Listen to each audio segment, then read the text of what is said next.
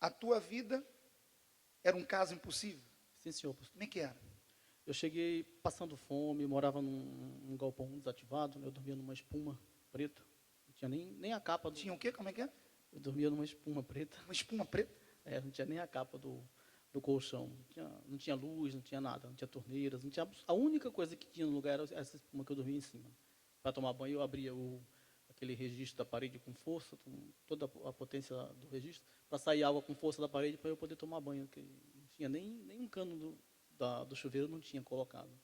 Então, muitas vezes era 3, 4 da tarde, 5 da tarde, eu não tinha comido absolutamente nada ainda, nada, estava de estômago vazio. Às vezes eu ia comer, já era 10 da noite, tinha uma padaria que ficava nos fundos, e eles me davam uma coxinha que sobrava da vitrine e um resto de café da máquina, né, puro. Então, Assim que você chegou. sim, passei um período mais ou menos de uns 3 a 4 meses nessa situação. Descobriu a força do altar? Sim, senhor. E aí? Eu cheguei aqui e descobri a força do altar, comecei a sacrificar. A primeira coisa, arrumei um trabalho, né? Comecei a trabalhar, e eu estava todo endividado, nome sujo, cheio de problemas de todas as ordens, né?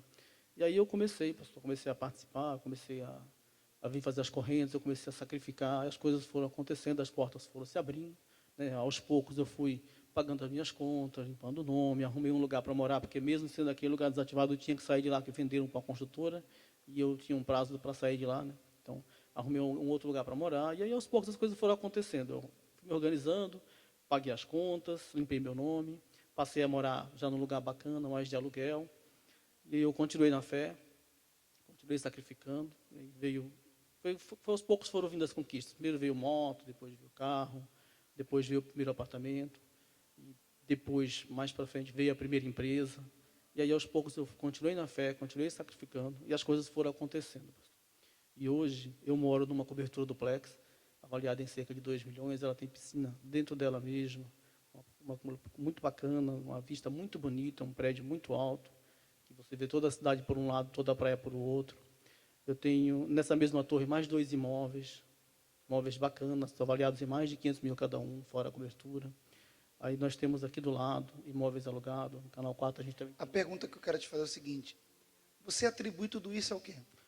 ao altar, ao Sem sacrifício dúvida. e à obediência. Em algum tipo de sacrifício que você fez, você teve medo?